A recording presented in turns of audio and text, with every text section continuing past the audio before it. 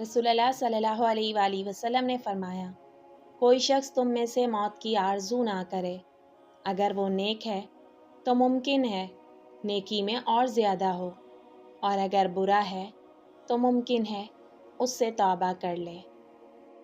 اللہ پاک فرماتا ہے، جب میں اپنے کسی بندے کو اس کے دو محبوب اعضاء آنکھوں کے بارے میں آزماتا ہوں، یعنی نابینا کر دیتا ہوں، اور وہ اس پر صبر کرتا ہے تو اس کے بدلے میں اسے جنت دیتا ہوں۔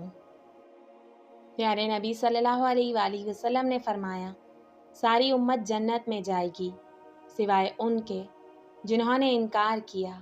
جو میری اطاعت کرے گا وہ جنت میں داخل ہوگا، اور جو میری نافرمانی کرے گا اس نے انکار کیا۔ رسول اللہ صلی اللہ علیہ وآلہ وسلم نے فرمایا، جو شخص اپنی روزی میں کشادگی چاہتا ہو یا عمر کی درازی چاہتا ہو تو اسے چاہیے کہ رشتہ داروں کے ساتھ اچھا سلوک کرے۔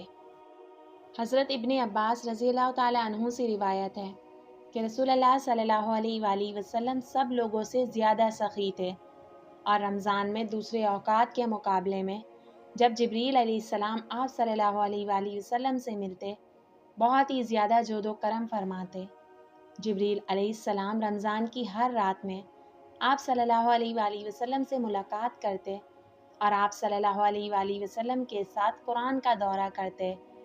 غرض آپ صلی اللہ علیہ وآلہ وسلم لوگوں کو بھلائی پہنچانے میں بارش لانے والی ہوا سے بھی زیادہ جود و کرم فرمایا کرتے تھے۔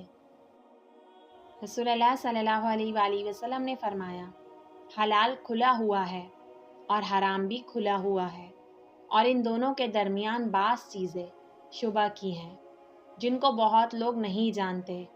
پھر جو کوئی شبہ کی چیزوں سے بھی بچ گیا اس نے اپنے دین اور عزت کو بچا لیا، اور جو کوئی ان شبہ کی چیزوں میں پڑ گیا اس کی مثال اس چرواہے کی ہے جو چراگاہ کے آس پاس اپنے جانوروں کو چرائے۔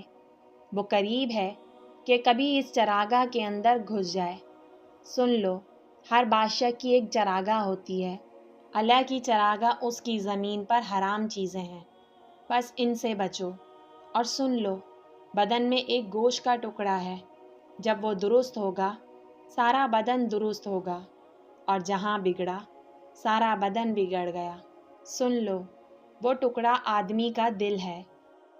رسول اللہ صلی اللہ علیہ وآلہ وسلم نے فرمایا، مسلمان کو گالی دینے سے آدمی فاسق ہو جاتا ہے، اور مسلمان سے لڑنا کفر ہے۔